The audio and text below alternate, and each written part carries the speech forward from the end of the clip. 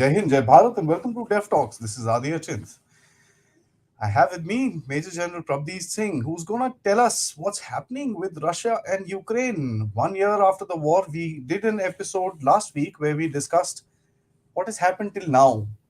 This is an episode where we'll try and analyze what's happening right now and how is that going to interpret into the future. Sir, good evening and welcome to the show. Good evening, and thank you very much, Aadi, to have me once again on the show. Ukraine, of course, remains an issue which is being closely monitored by the entire world, and it's good to be here talking about Ukraine. Thank you, sir. Guys, thank you so much for joining in. And for those of you who are joining us right now and watching later, this is going to be an interesting talk about what's the analysis of what has happened. We had two big visits, sir. One was, of course, Joe Biden, who landed up in Kiev, and Putin, who's been visiting around, the Moscow region and giving speeches and this and that. So there's interesting development on that end where we see both the leaders having a war of words. How do you, first of all, look at it and how do you interpret what both of them actually said, sir? Actually, it's been an interesting week, and let me start from the, what went in the Munich Security Conference, and then follow it up and bring it to where we are today. Uh, when it comes to the Munich Security Conference, which was held on the 17th to the 19th of February, uh, this formed a very interesting scenario where everybody was condemning the war in Ukraine, the Russian so-called invasion into Ukraine. Many different views also came about. This was a time when not everybody was for the war. There were countries, major countries like France, Germany, and even UK, who were pressing in on for a ceasefire for cessation of hostilities and agreement, forcing or not forcing, I would say, asking Zelensky to kind of consider this cessation of hostilities. Now, that was what was happening, and I'll get on to it later in detail. But let's look at that, and then come on to the anniversary, so to say, on the 24th of February. And as a follow-on to the anniversary, what is happening? President Biden came down all the way from the United States, came down to Poland, and then, traveled all the way to Kiev by road. I mean, that's very interesting that he came all the way to express his solidarity and to show to the world that, yes, the United States was behind Ukraine and it was there for them. At the same time, President Putin, he was already, people were anticipating the annual address that he was going to give, and he was rallying support along with China, and wanting to put across his point. So you have both sides. That's a war of words which is taking place. President Putin justifying his going into Ukraine, and President Biden rallying support. At the same time, now you go back and look into the Munich Security Conference and look at what China said. And China came up with the 12 points as far as brokering peace was concerned. Here, I was quite intrigued when, at the face of it, the United Kingdom, France, and Germany were all there supporting the NATO countries. I mean, the NATO bloc, and the support which was being given to Ukraine along with the United States. They were on the sidelines discussing this issue, that it's time for them to stop war. Now, this narrative was not being put across in many words by the media. We only had, what President Biden was saying, that I'm going to give you another 400 plus $1 million for worth of arms. And also talking about the sanctions which are going to be, the EU sanctions which are going to be there, uh, on the Russians. So this was the eighth set of sanctions which are going to come around. Now, what are the sanctions about? They're talking about sanctions against technology and advanced technology which was going to come into play. And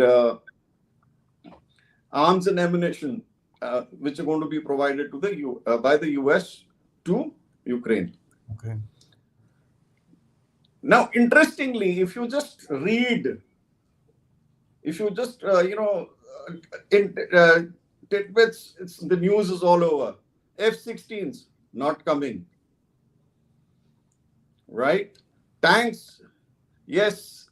At the moment, no. No M1 Abrahams coming from the United States. We're talking about, what are the tanks going to be provided? Overall, 2 regiment worth. I mean, 2 regiment worth is not much really what is required there if they have to really provide tanks. So when you look at all this, these have been empty kind of talks which are taking place. It has also got Ukraine to start wondering whether actually it's going to get that support or not. This is in the back of the mind. If you've been following what is happening after China's a declaration that we would like to broker peace in the UN, and be the ones who would make peace. What has happened? President Zelensky is considering certain aspects of the peace. At least he's considering talking to Xi Jinping. So this is all that is happening. It's quite interesting. Then you had the General Assembly. 32 countries abstained. Amongst that was India. 7 were objected to it. 144 were for it.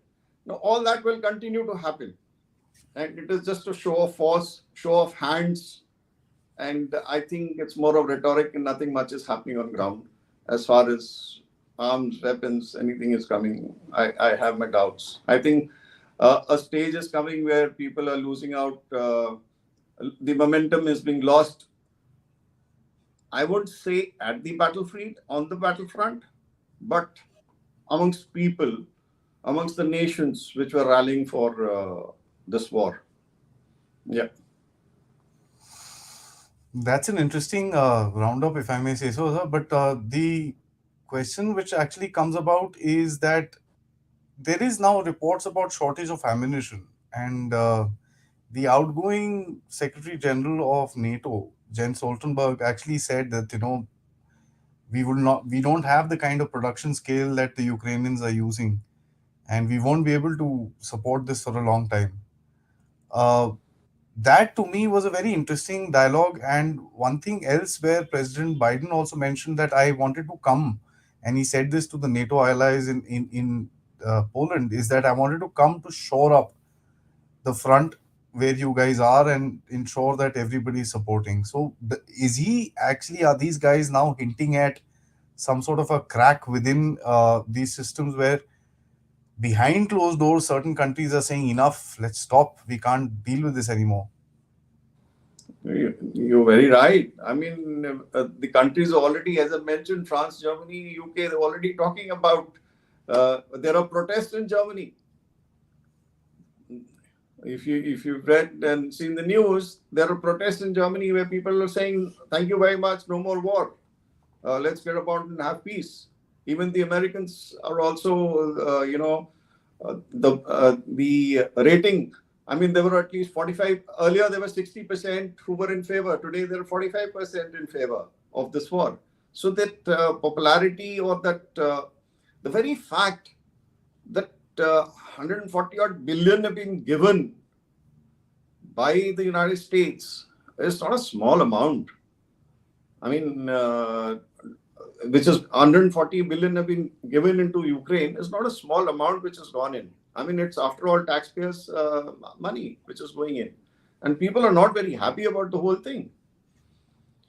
So there are cracks which are coming about. The defense production, as if you recollect the last talk we were talking, I mean, nobody is going to give you the main first line ammunition or the second line ammunition. It's only the spare that what I can spare will that be given. So each and every country today is worried. What if it comes down onto my borders tomorrow? How do I protect myself? As far as the US is concerned, is looking, as I said, is more worried about China, more Mhm. worried about Taiwan. It has to keep up its stocks for that also. So this kind of thought process was already crept in, and by President Biden going in and saying, "I'm shoring up. I've just come to cheer you up. You guys doing good job. Keep on fighting. Keep on dying. Uh, I'll be there at the side looking at it." I mean, that's not a very good sign as to what's happening. And at the same time, President Putin is also, I mean, he's watching.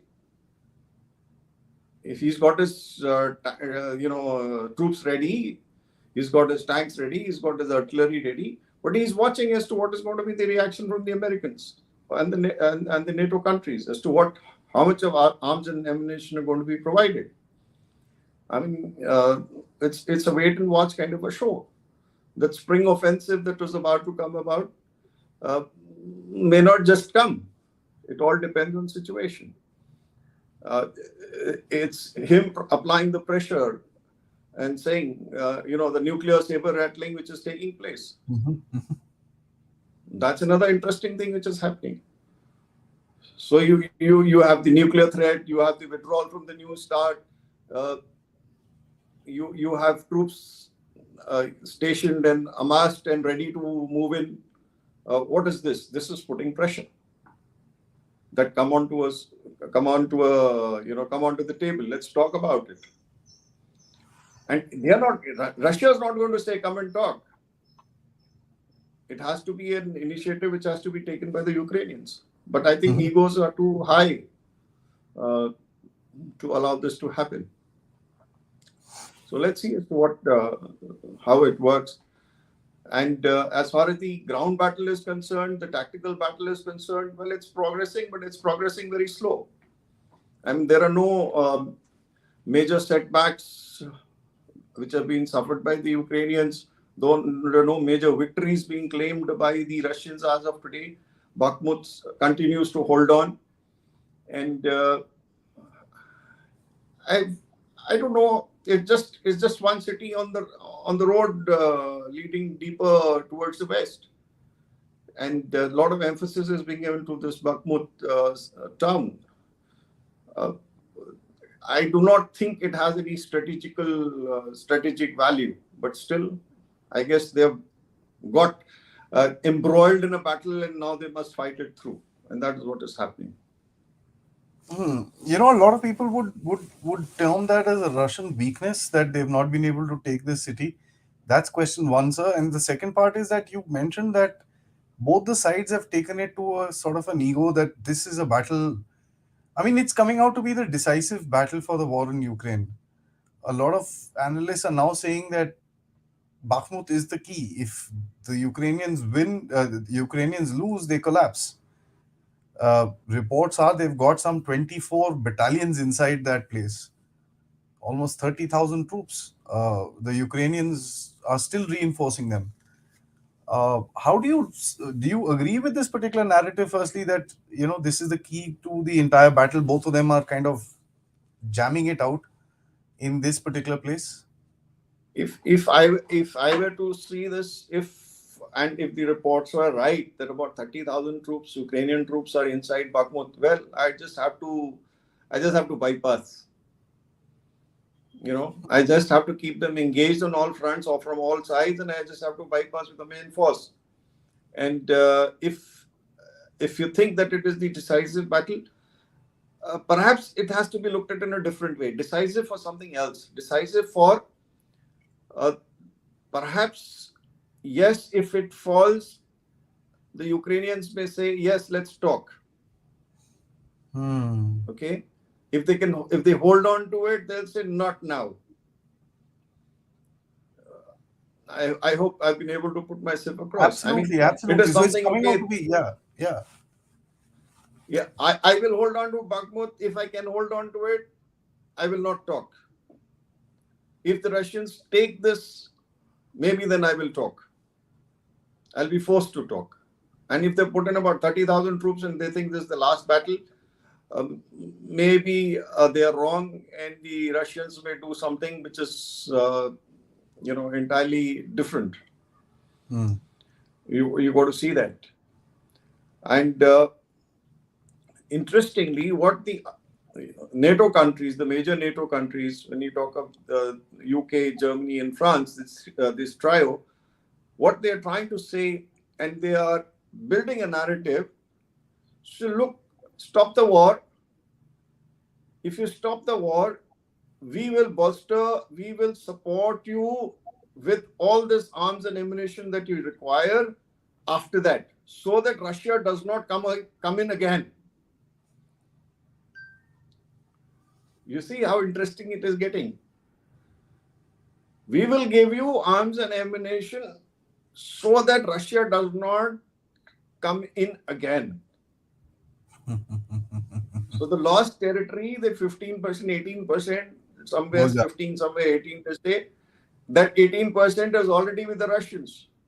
And it is a given conclusion that Crimea cannot be taken back. That Yeah. this 15, 18% of territory cannot be taken back by the Ukrainians. This is an understanding which NATO countries have already started getting. Hmm. So Bakhmut is maybe a turning point in the thought process of the Ukrainians. And that is all that I can say. And the Russians may well do something else. They may just, encircle them and keep them engaged and bypass or carry on or look at some other target further up north to the northeast. And that's what may happen. Interesting. So I After want all, to, their aim is to go to the river line. yeah, yeah, of course. In the north, they are going to the river line in terms of the Oskol River, but you know, I wonder what's their plan towards this direction.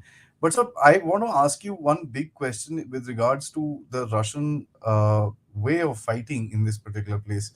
They've used, I mean, there were okay. There were reports that the Russian Wagner had a little bit of a tiffle with the Russian army, and he said that they're not giving ammunition and all that stuff. So the Russian army put out this thing that okay, for the next 2 days of battle, here are 10,000 artillery shells.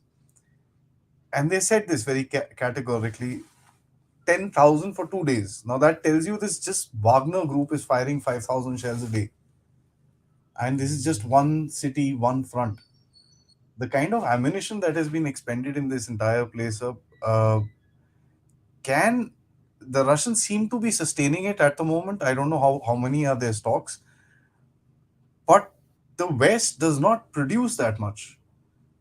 And leave alone producer, how are they going to keep the supply chain up for the Ukrainians in a place like that? Because as these missile strikes keep happening and this keeps happening, because he's also hitting the back end infrastructure. How do you think this battle will start turning in terms of its phase? And why is it that the Russians are slow? Okay. Now there are two issues. One is the Wagner Group issue, and the RT ammunition and the supply chain, right? Now, when it comes to a battle, I mean, when you look at a battlefield, you know,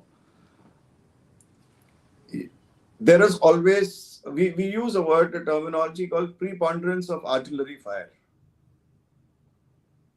So 5,000 rounds is actually, it sounds big, 5,000 artillery shells. But when you talk of the damage that they can do, is quite a bit. 5,000 rounds is not funny. But it also depends how many guns are firing, what are the targets that they're taking, and how many rounds are falling on a particular target. What is the area they're going to cover? I mean, and artillery firing is a very,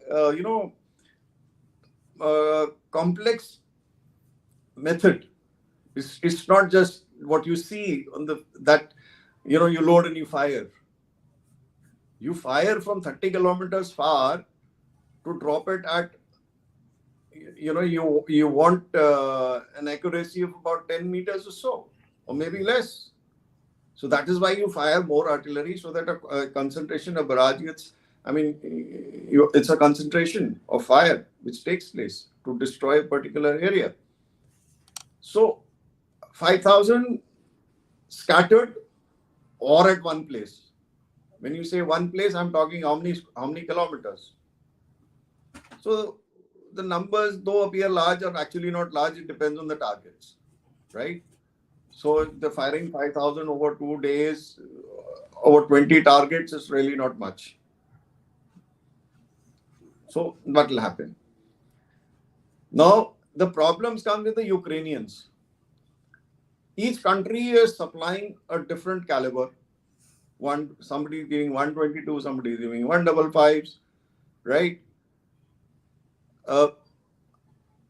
That particular weapon needs a particular kind of ammunition, and the supply chain has to be, from the originator. Somebody who provided 122 must give him 122,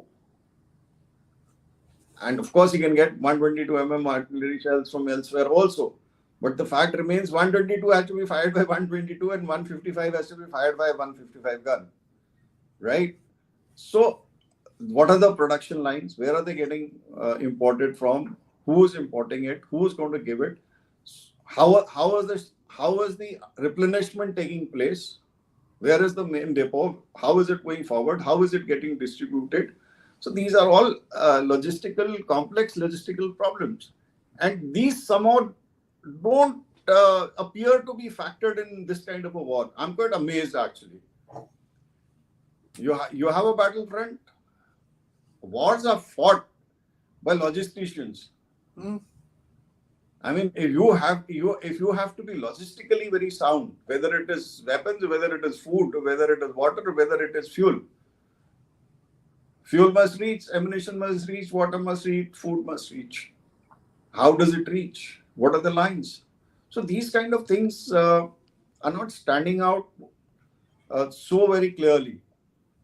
And this perhaps was a Russian, debacle also. I mean, you had tanks being left stranded because of lack of fuel. They did not even worry about the fuel chain replenishment as to how it's going to take place. So I think the Ukrainians are in a little bit of a trouble as far as the supplies are concerned. And the donor countries are also constrained because they cannot keep on supplying from their reserves. How much can they supply? And how much will they supply, and how much will they support?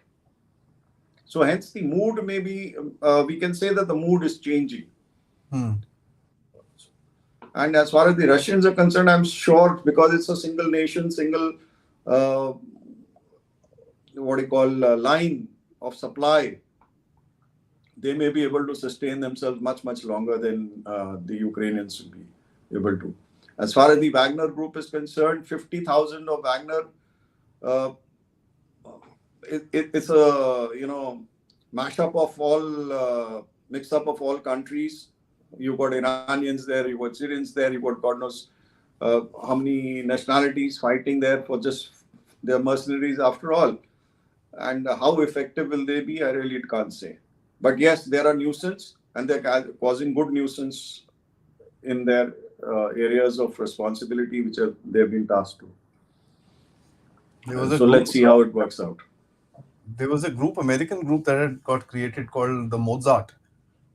They actually left because they said this battle is too much. They said, we can't do this.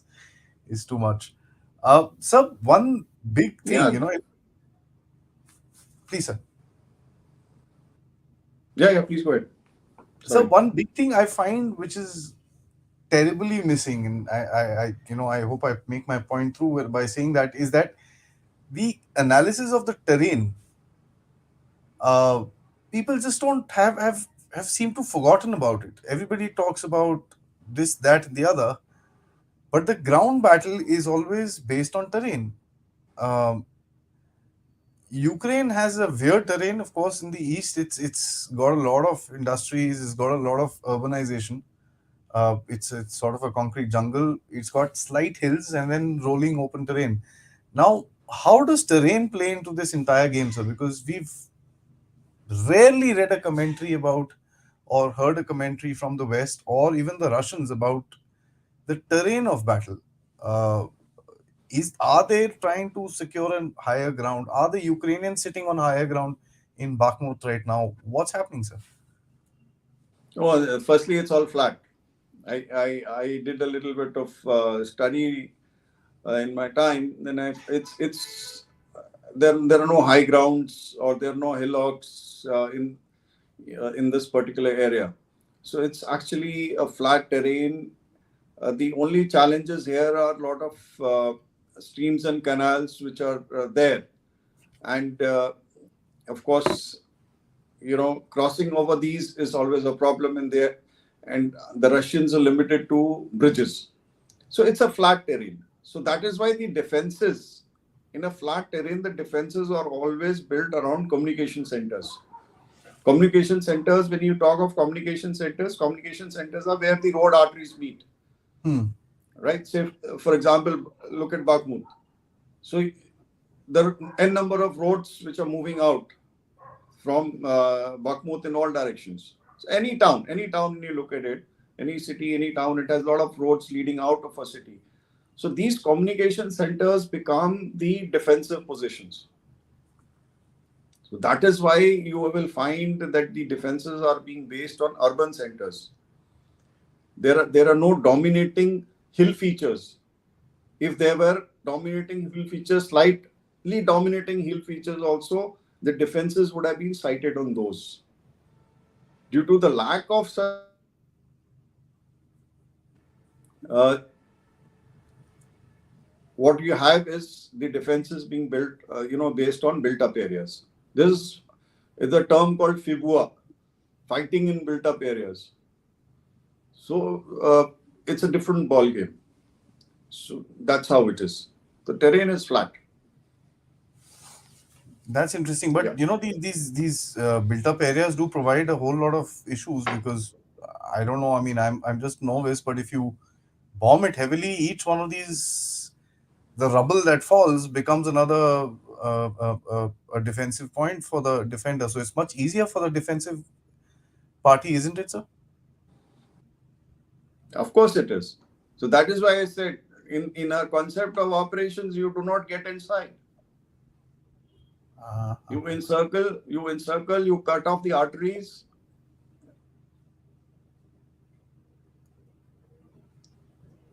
So that's the concept that has to be followed. And unfortunately, as we see in this particular entire war stroke crisis, the Russians seem to have ignored that fact.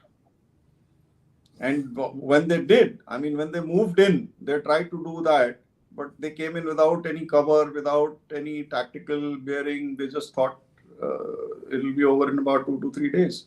So that's how they suffered a lot of casualties. I mean, and the surprising part here is air is not being used. I hmm. mean, we don't see the air battle taking place, which is a mystery to me. It has all been left to missiles and rockets and arty shells. I mean, this air power is just not being used at all, and this seems to be something very strange. I mean, it did.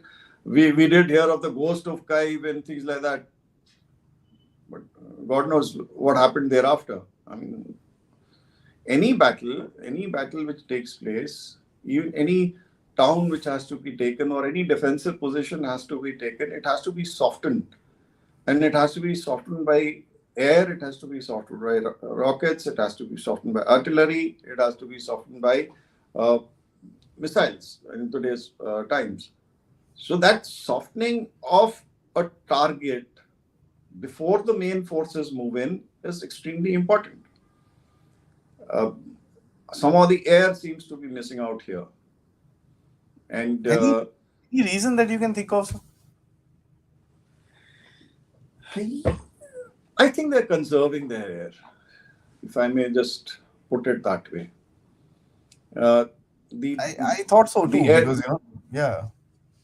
the air defense shield that they have, that that has been provided by the NATO forces, and that is what maybe is stopping the Russians to employ air.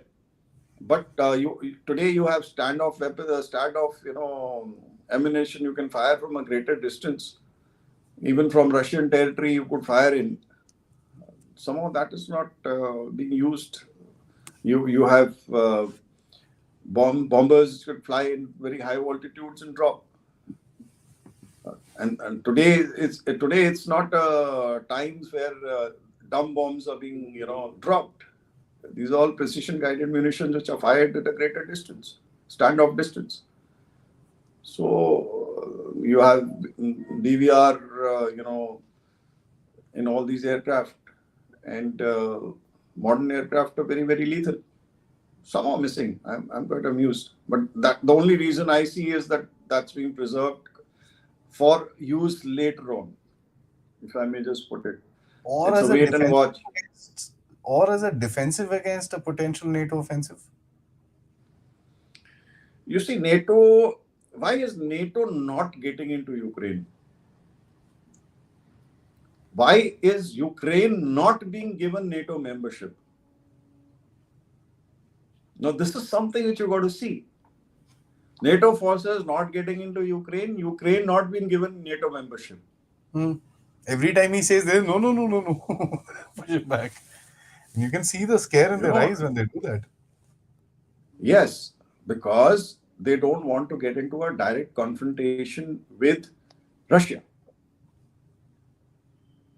The moment NATO forces move in their aircraft, right? There are reports today, of course, that the Brits are training the Ukrainian pilots to fly fighters, which would be supplied subsequently.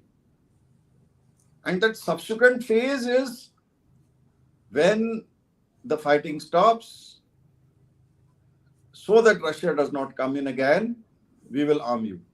No, that eventuality is being worked on. Not the current eventuality. The eventuality later on, the Russia may not come again, so please we'll train you. That is happening. So what I was coming to is, the moment NATO countries are into Ukraine, that means they've joined the war.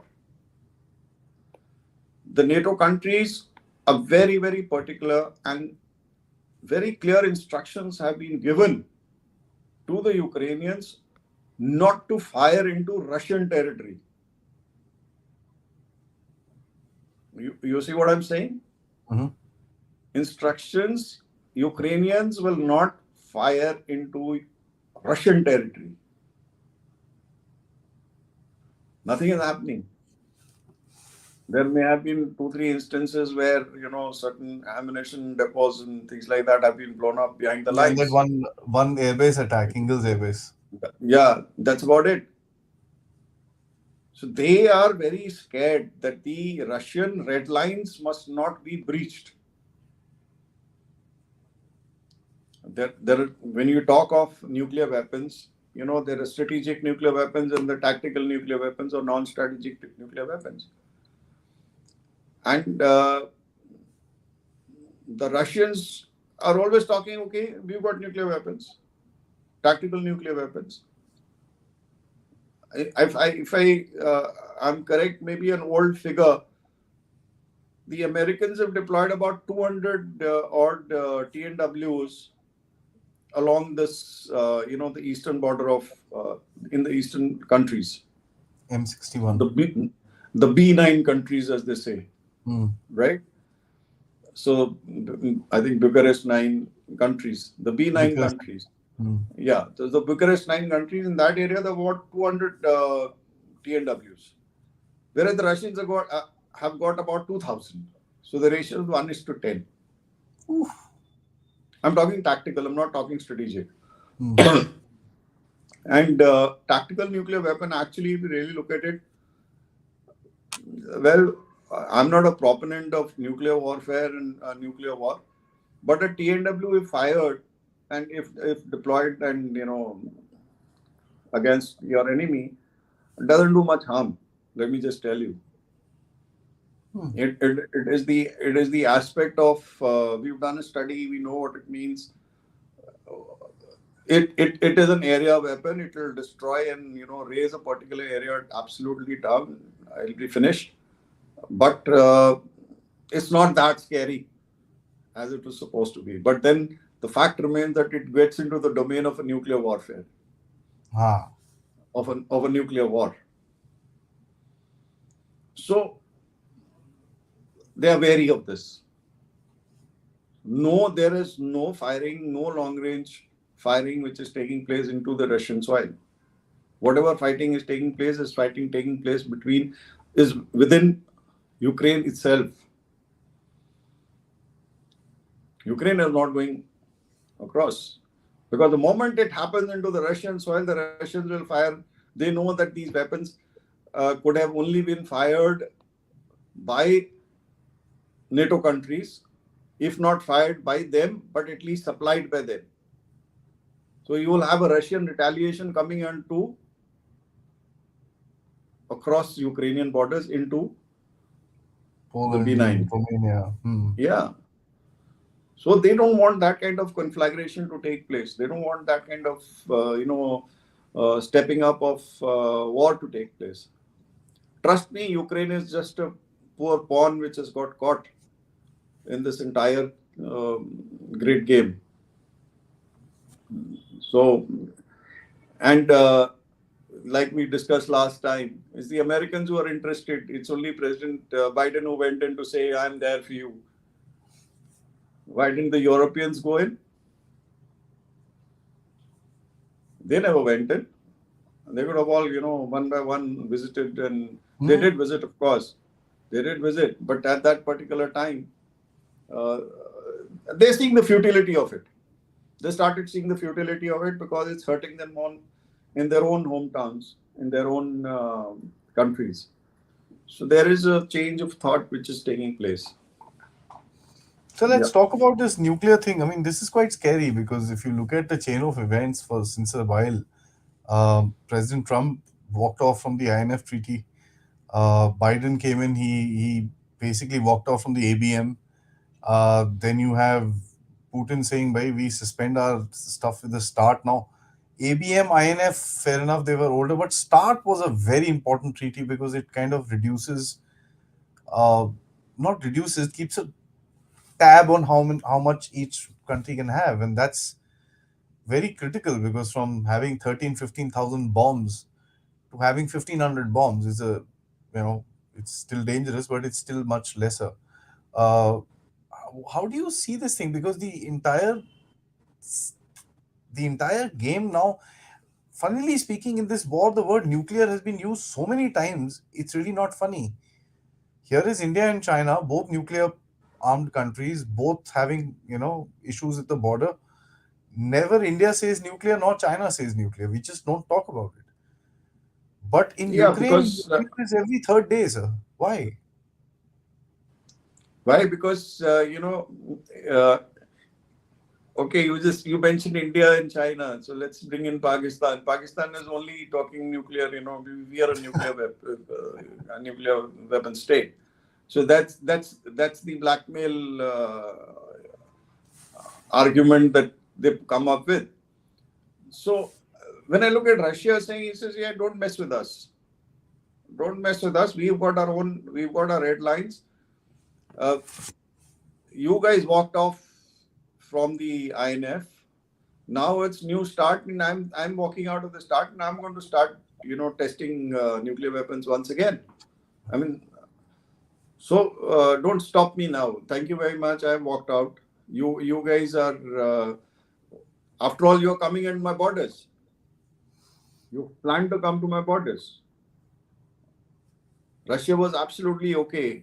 Russia was absolutely okay till all these countries, the 15 countries which have joined NATO after the breakup. Uh, he just requested, Russia just requested for one country. He says, Ukraine, you please don't get into NATO. And on the other hand, it was the West which was trying to rope in NATO from the very big, rope in Ukraine from the very start. You listen to President Trump. He says, in my time, nothing would happen because he understood this. He understood. He understood that this was not a bluff. That Russia was always talking about. He says, don't do this. And there was a clear. I guess there has to be a clear understanding between, Hmm. two superpowers or two powers to say that, yeah, let's respect each other. The moment you breach my trust, well, I'm sorry, I'll do what I want to do, and that is what is precisely is happening. And you will see more and more threat coming like this, more and more talk of nuclear war, which is whether it gets deployed or not. I have my doubts. Interestingly, there was a statement which was made by the U.S. Secretary of State, if I'm not wrong, who said that maybe Ukraine has been stopped. Correction, Russia has been stopped by India and China to use Hmm. nuclear weapons. Anthony Blinken. Hmm. Yes, they made a statement to say that it's because of India and China who, told Russia not to use nuclear weapons that he's not using. Otherwise, he would have used by now. You see this. So there is maybe there is a real nuclear threat which is there, and maybe I'm saying hopefully not, but maybe there is serious contemplation that worse come worse. So what? I mean, after all, the Americans used it in Japan, right? They went in. I mean, who are they? Who are they to talk of not usage of nuclear weapons when they themselves have used it? You see, the paradox here is the paradox completely stands out. You look at Iraq, you look at Afghanistan, you look at all of the countries where the Americans have gone in. I mean, the amount of destruction that was caused, the amount of deaths, even torture that took place, though documented, nobody's talking about it. I mean, it was okay if the Afghanis got tortured, it was fine because they were so-called supposedly terrorists who could do harm in the Americans' soil. I'm digressing a little, but when you look at the analogy, you will find that there is a kind of a mismatch here, and Russia is kind of confident and is trying to, twist America on these particular lines that you could do it. What's your problem when I do it? So that. So let's see. My last question, New. sir, and this will hint on to before we get into the audience questions. And guys, please start punching in your questions and comments. A lot of them here, a lot of them yet to come. And of course, don't forget to like the video, guys. And that's critical, of course, as I say this every time. It helps us reach a larger audience, and more people have to listen to balanced discussions about issues around the place rather than the rhetoric that we see on the TV. Uh, the question that I have, and this is, it's a long lasting thought of mine, is that the entire narrative that has been created about Ukraine, sir, the democracy, the poor people, and this and that and the other. Of course, people, my heart goes out. There's no question about it. I mean, children, this, that, when you look at it, it's terrible.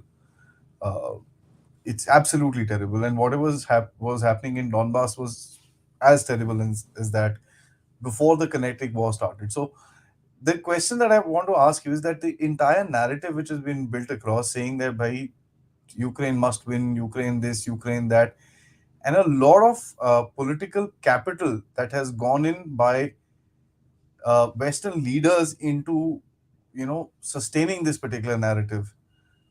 Uh, how do you think? What is the off ramp with that, sir? Because if you go around now saying that that's it, Ukraine's done. I mean, how do you stand after that? People won't trust you. Somewhere down the line, I find that to be the biggest stumbling block from the Western side to uh, stop the war, because you've called Putin a murderer, this or that, you've given him cancer, and I don't know what all nonsense. Now you got to sit with this guy and talk to him. I don't think that's possible for any political leader, or are they that thick-skinned that they will just mull it over, sir? Interesting. Statement by President Macron, France. He has got to the extent of saying to the Ukrainian people or to the president of Ukraine that enemies have to sit down. He says France and Germany most are, the worst of enemies, but still went down and spoke and still are talking now. So what I'm trying to say is, while you can build any narrative, at the end of it all, uh, it's all about politics. It's nothing to do. It's about nothing to do with national pride. I would say in this case, it is all about diplomacy, and the narrative can be just turned around in a single day by just agreeing to talk. Let's sit down and talk. Russia is not talking. Russia is not saying let's talk. He says the day of talks are over. I told you to talk before. I put across my point. You did not listen. You thought I was carrying a bluff. So Russia is not the one who's going to instigate talks. So China stepped in. And what are the Chinese parameters? They're exactly. I mean, the 12 points that he came along with are very interesting. 12 points. I could read them out for you if you want. I mean, but I'll just read out these 12 points that the Chinese came out with. Respecting the sovereignty of the countries. Rich. Abandoning the Cold War mentality. Ceasing hostilities. Resuming peace talks. Resolving the humanitarian crisis. Protecting civilians and POW. Keeping nuclear plants safe. Reducing strategic risks. Facilitating grain exports. Stopping unilateral sanctions. Keeping industrial and supply chains stable. Promoting post-conflict reconstruction. These are the points. I just read the headings. But what does it come down to? It comes down to something very interesting. It doesn't talk of any withdrawal. It doesn't talk of Russian withdrawal. What is the Chinese view? I mean, it translates these 12 points translate into recognition of Russia's legitimate security concerns. It recognizes the security concerns. It talks of ceding. I mean, it amounts to ceding of the Donbass to Russia. And then, of course, recognizes Crimea to be a part of NATO, a part of Russia. And Ukraine will not join NATO. I mean, these four, if you read those 12 points in depth, you will come down to these conclusions. It doesn't recognize, anything that the Ukrainians are saying. Or Ukrainians are wanting Crimea back. They want the Russians to be thrown out. They want them to be tried out by war crimes and all that. They've got the 10-point agenda. So when you look at the larger picture, there has to be talks someday. If not today, tomorrow. The later you delay it, the more Ukrainian lives will be lost, more Russian lives will be lost, more destruction will take place. And more difficult. So the same voices, yes, the more So the most sane voices today are saying, stop it, seize it today. Ukraine, okay, you agree to ceasing hostilities. Let's stop the war. We will strengthen you subsequently to ensure nothing happens to you beyond this. But if you do not stop it now, because onus is with Ukraine only to agree to a stop or cessation of hostilities, if you do not stop now, you will lose more lives, you will lose more territory, you will lose uh, more destruction will be caused to your country. So these are what the saner voices is saying. And whatever be the narrative the West has built up, I mean, that's all part of information warfare and shaping of the battlefield. Yeah. And that is what it is. So coming to terms will not be so difficult if they want to. You remind me of Ronald Reagan, so who used to call the axis of evil and the Yeah. evil empire. And then one time he was asked in Moscow, "Do you still think Russians are evil?" He said, "No, no." But that was Ronald Reagan who could pull it off. I mean, he was a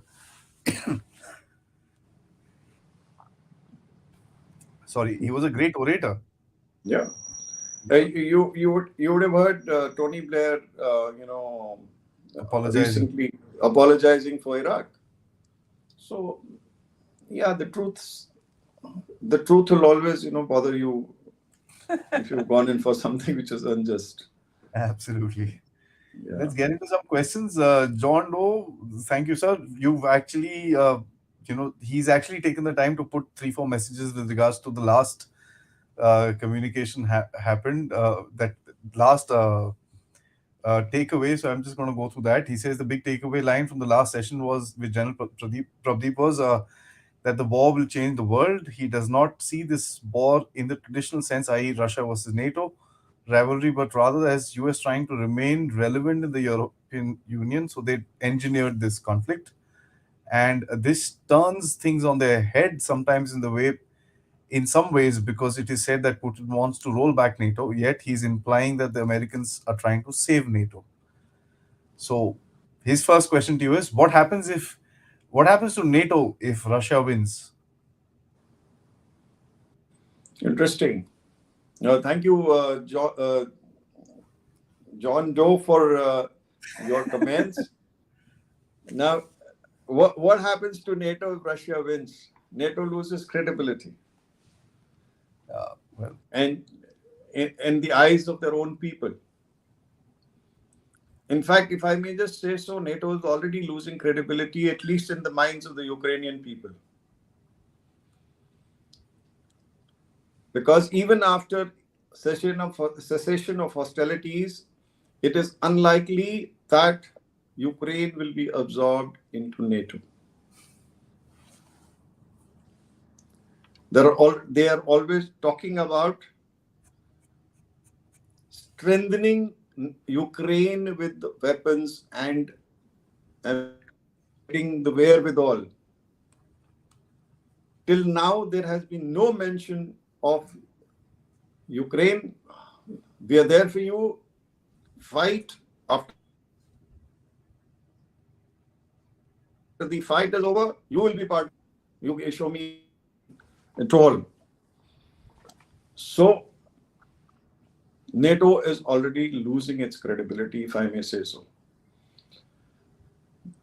The European Union has fallen into the trap of the United States. It has, the importance of the US has risen more than what it was today as far as Europe is concerned. Americans are happy that they are today calling the shots in Europe. It's high time that the Europeans started looking at it in a different manner. I mean, the European defense forces, if they ganged up together, trust me, of course, there will be a lot of issues of commonalities and common equipment to be procured, etc., training to be done. They will be out of NATO's clutches. Sorry, they'll be out of NATO clutches. They would have earned their self-respect, if I may say so. Today they are US driven. I mean, imagine a Europe which is US and UK driven. So why I'm saying UK is because it got out of Brexit. I'm just on that Yeah. score. But Mm. otherwise, NATO, in my scheme of things, has already started losing relevance, because it's been, I mean, it's United States calling the shots. NATO countries are just agreeing. I mean, there were 4 battalions. Today there are 8 battalions groups, in the on the borders. Earlier there were used to be 4 battle groups. Now there are going to be 8. And earlier there was 1 divisional headquarters. There are going to be 2 divisional headquarters equivalents in Poland. And it is only in Poland that the Americans are there. I mean, they are the framework country as far as the Poland is concerned. So NATO, I'm sorry to say that there will be a setback after this. And the Europeans, the common man must start realizing, I mean, what is this happening? Yeah. Why are Yeah. we being driven? I mean, for an American who comes into he comes into France or to the UK, for a US citizen, he just has to show his driving license. He doesn't even need a passport. I mean, that is the kind of influence the Americans have over Europe and Europe heartland. I mean, continental Europe. They were the masters. They were ruling the world. I mean, you had the French all over, you had the Brits all over the world, you had the Portuguese all over the world, and today they are being colonized, so to say, by the Americans. Lackeys. If I may just put it very bluntly, I mean, that's how they got to start looking at it. Absolutely. Yeah. Let's see. I mean, NATO is going to lose relevance.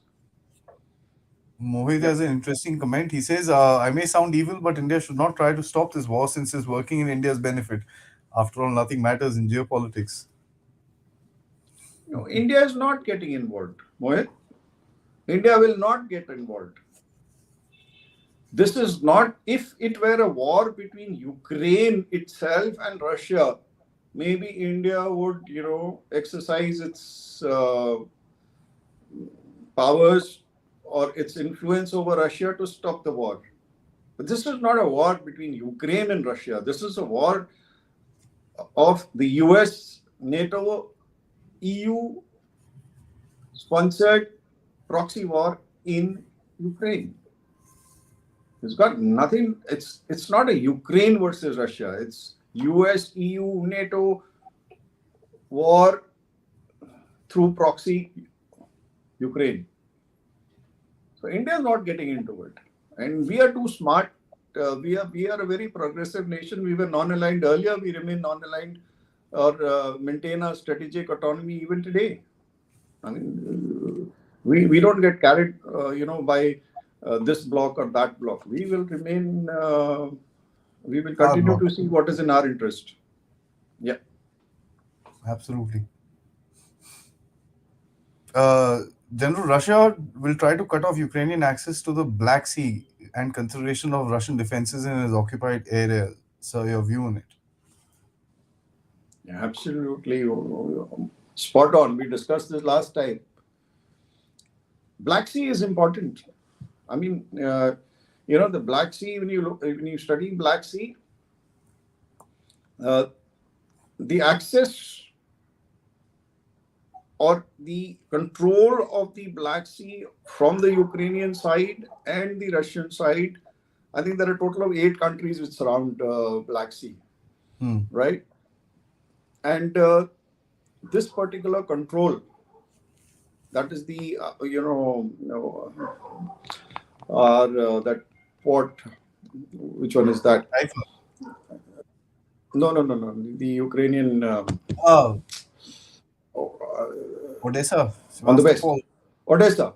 Yeah, Odessa and Izikol, or there are 2 ports over there side by side. Yes, sir.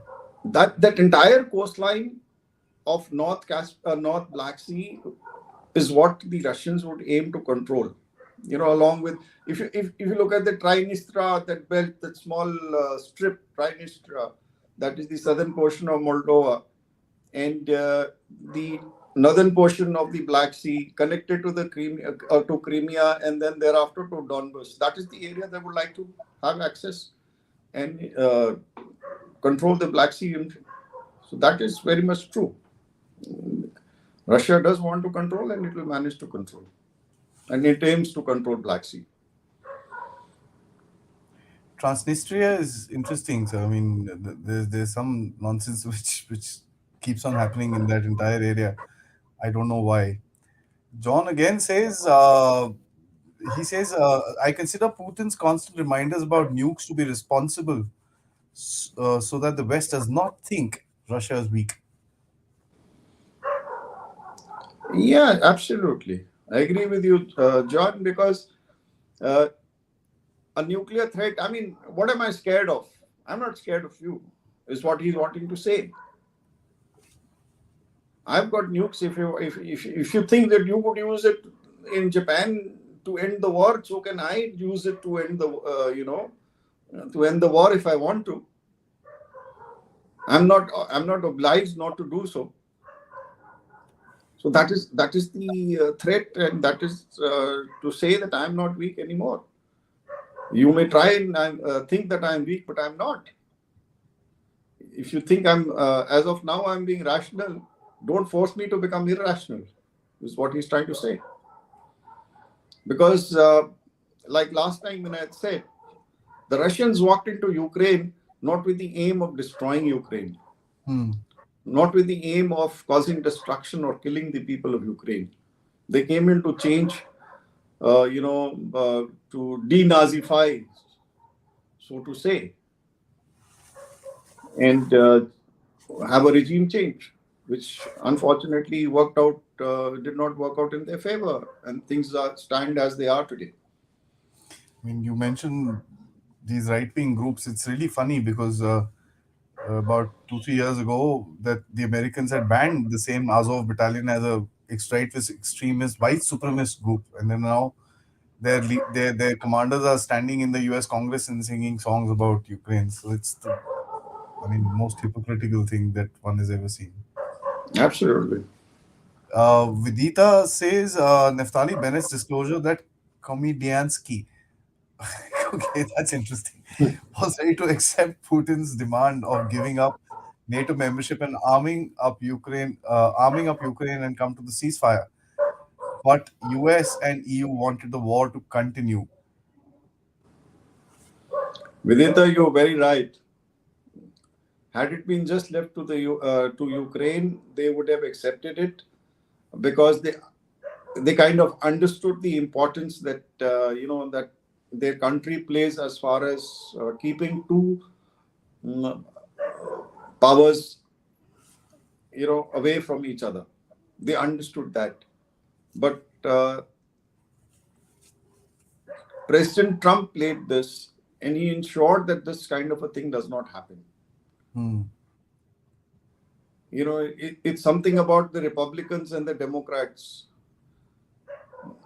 The current party, they always want wars to take place. Republicans say no. They Yeah. want the defense industry. It's got everything to do with the defense industry, and it's got everything to do with the, oil and energy. So what has happened? I mean, digress a little, but then today what has happened? Russia was supplying all energy resources to Europe.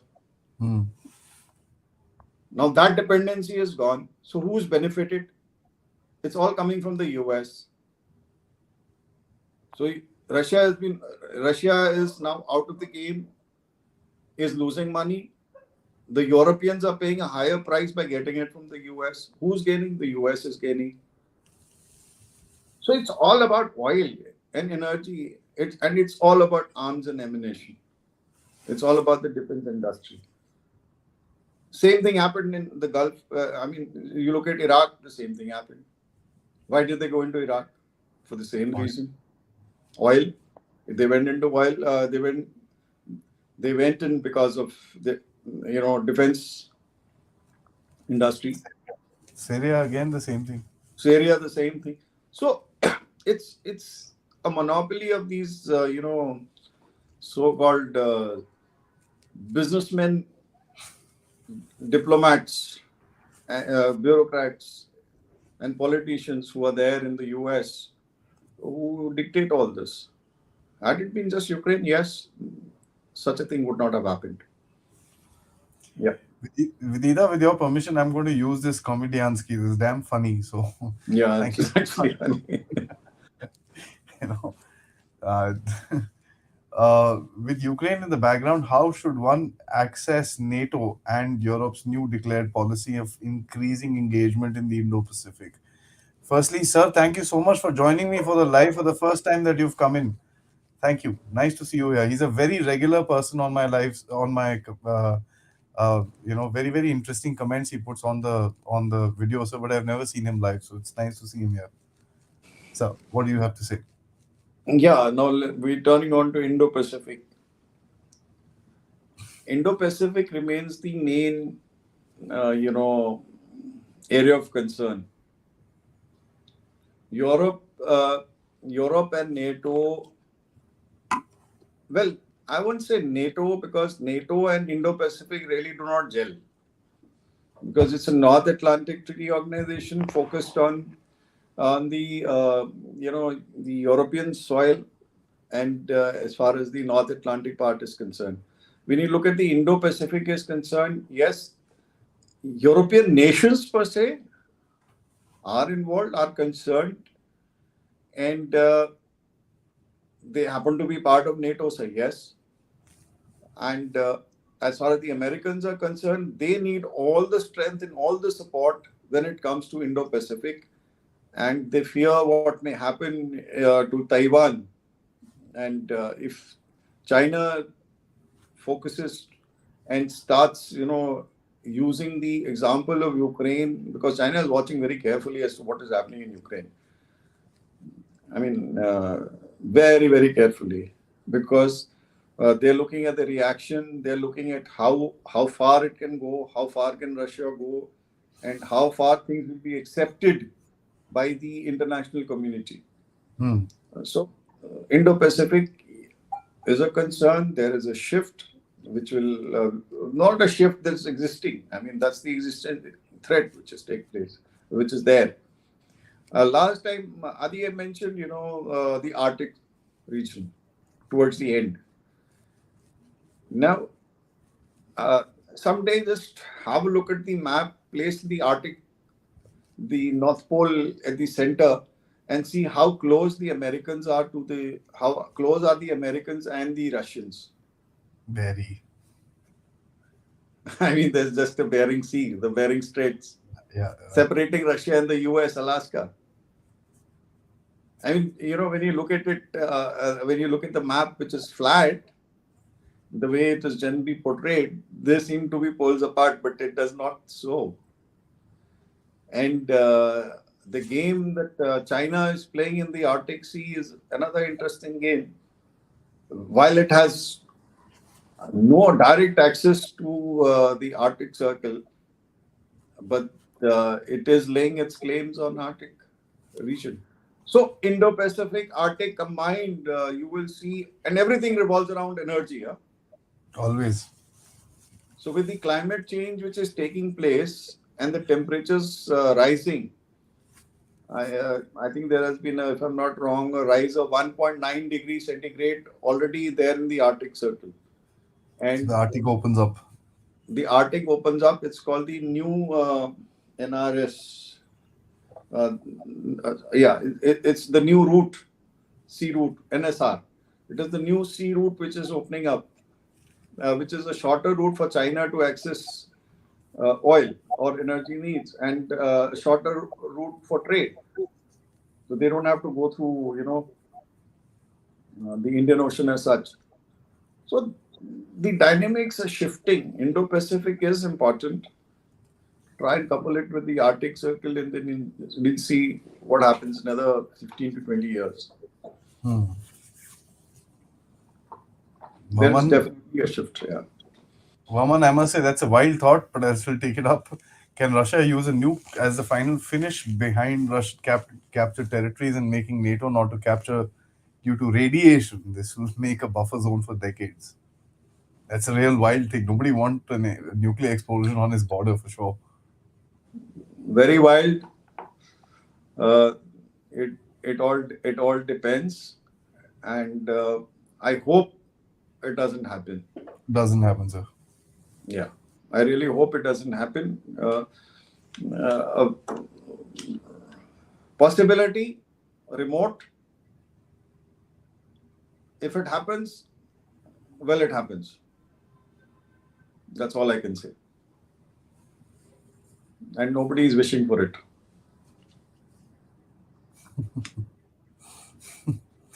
Let it remain a threat, is all I can say.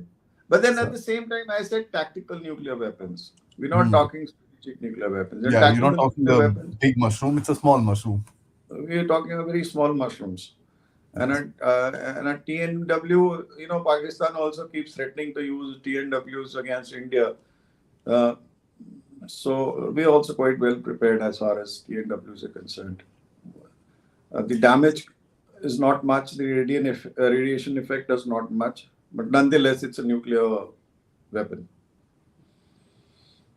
Yeah. Last few comments, sir. This is a three-part comment, so just please bear with me. Urmila says, Jansa talks were failed after Boris Johnson visit to Kiev. Kiev hasn't had any threats regarding this war.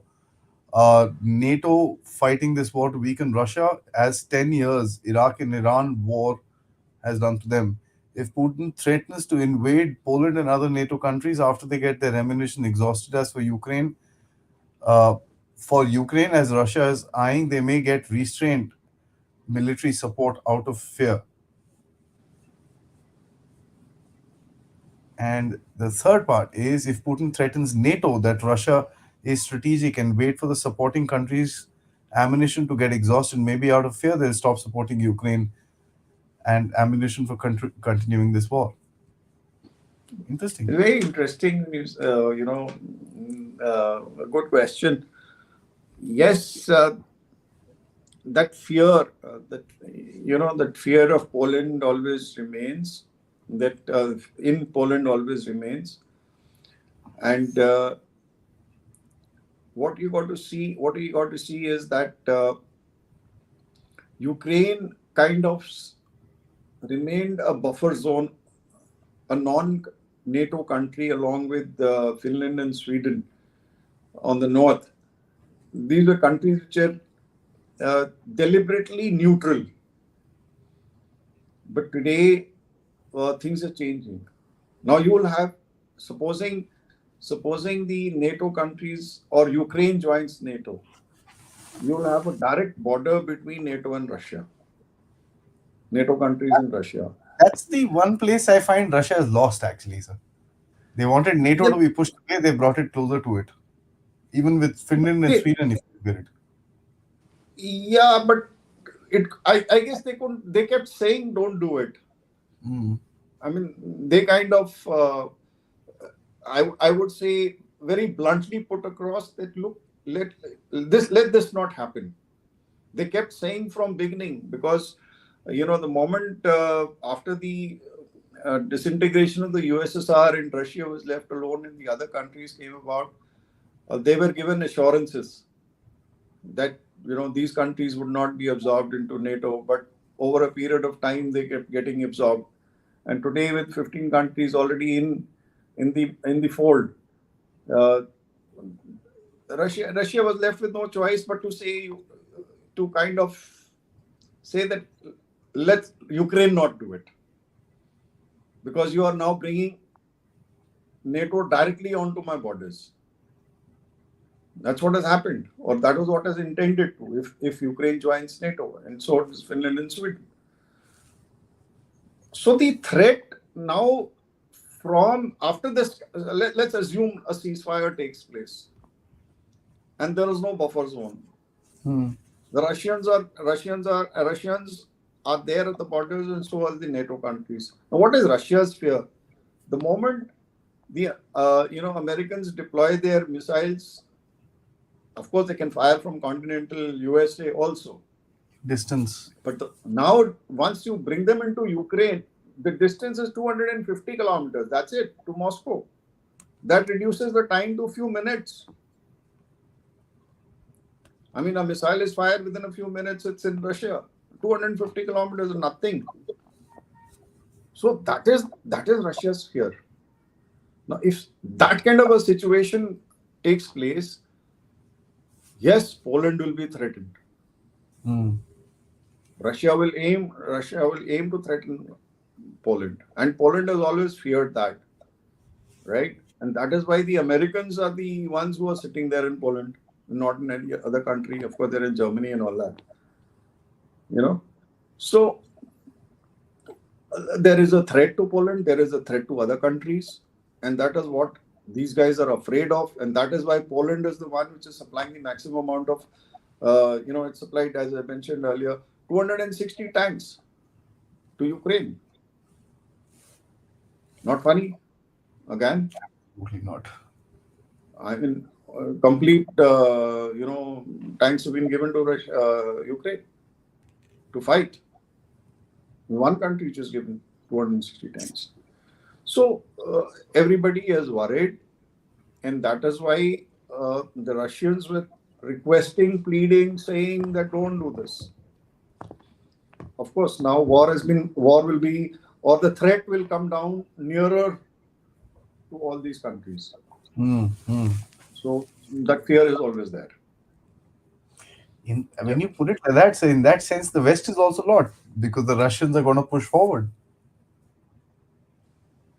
Yes, that Russians always look for a pause. Huh? Georgia, Crimea, Transnistria, right? So the Russians will now, what will happen? 15%, 15 they took in Crimea, 2014. Today 22, 20, 23. They are Donbass, in. this. They gain some more territory, Donbass, and consolidate again. Again, request for something, not happens.